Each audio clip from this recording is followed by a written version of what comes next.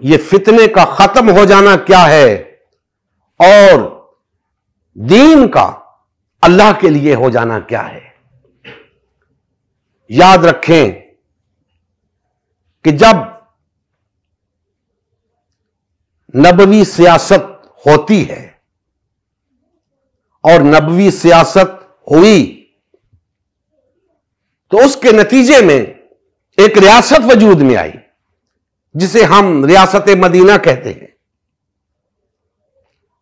جب ریاست وجود میں آئی تو ریاست بہت کمزور تھی، ہر طرف سے خطرات تھے، ابھی ریاست کا استحکام درکار تھا۔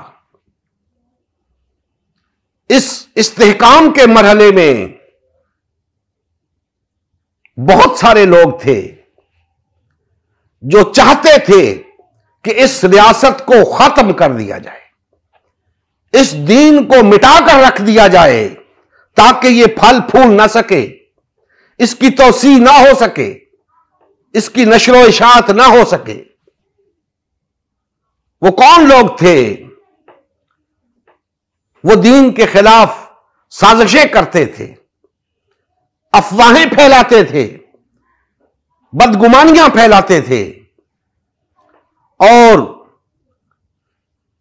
مسلمانوں کے درمیان تفریق پیدا کرتے تھے تاکہ ان کی ہوا اکھڑ جائے، ان کی طاقت زائل ہو جائے، ان کی وحدت کا شیرازہ منتشر ہو جائے اور یہ اسلام یہیں پہ دفن ہو جائے۔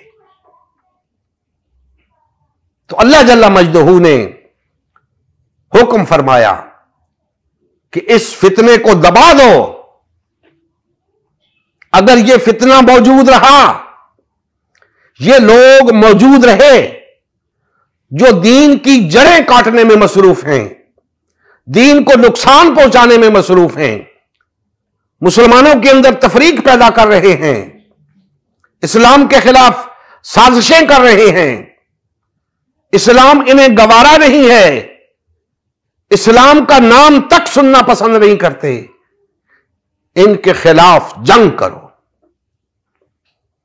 اور انہیں مٹا کر رکھ دو، انہیں دبا دو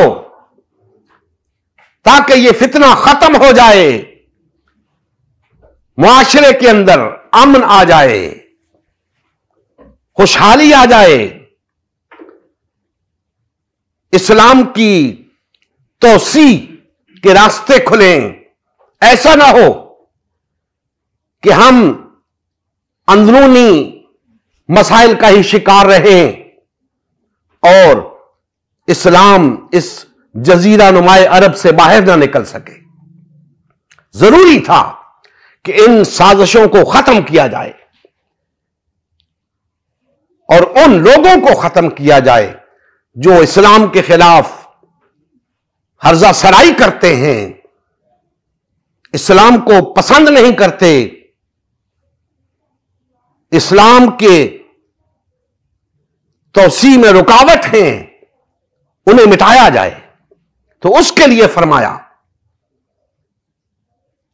کہ ان کے خلاف جنگ کرو تاکہ یہ فتنہ ختم ہو جائے اور دین سارے کا سارا اللہ کے لیے ہو جائے۔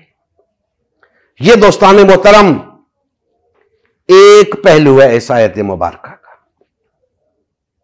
اور دوسرا پہلو یہ ہے کہ اس ریاست سے باہر دیگر اقوام، دیگر ممالک، دیگر ریاستیں جو اسلام مخالف ہیں، ان کی سرکوبی کے لیے بھی وہ بھی ایک فتنہ ہے، وہ ایک نوزائیدہ اسلامی ریاست کو کبھی پنپنے نہیں دے سکتی، ان کی بھی سرکوبی کرنی ہے، ان کو بھی مٹانا ہے، ان کو بھی دبانا ہے، تاکہ پورے روئے زمین کے اوپر اللہ کا دین غالب آ جائے۔ نبی کریم صلی اللہ علیہ وآلہ وسلم کی زندگی کا مقصد غلبہ دین اسلام تھا۔ اس مقصد کے حصول کے لیے امت مسلمہ کی تشکیل ہوئی۔ امت مسلمہ نے نبی کریم صلی اللہ علیہ وآلہ وسلم کی سیادت و قیادت میں اسلام کو غالب و نافذ کیا۔ جب تک امت مسلمہ میں وحدت رہی، اسلام کا غلبہ برقرار رہا۔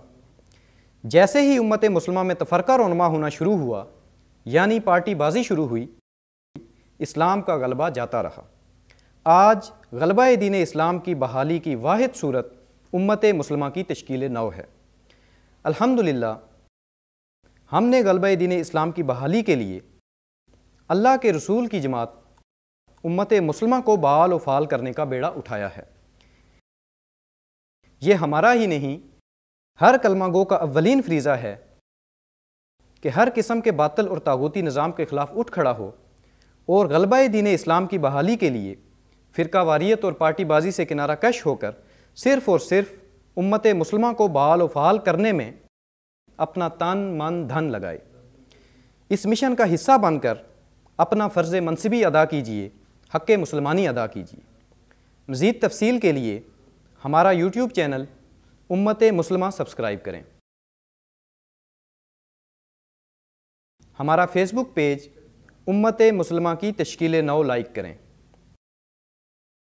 اس پیغام کو زیادہ سے زیادہ شیئر کریں۔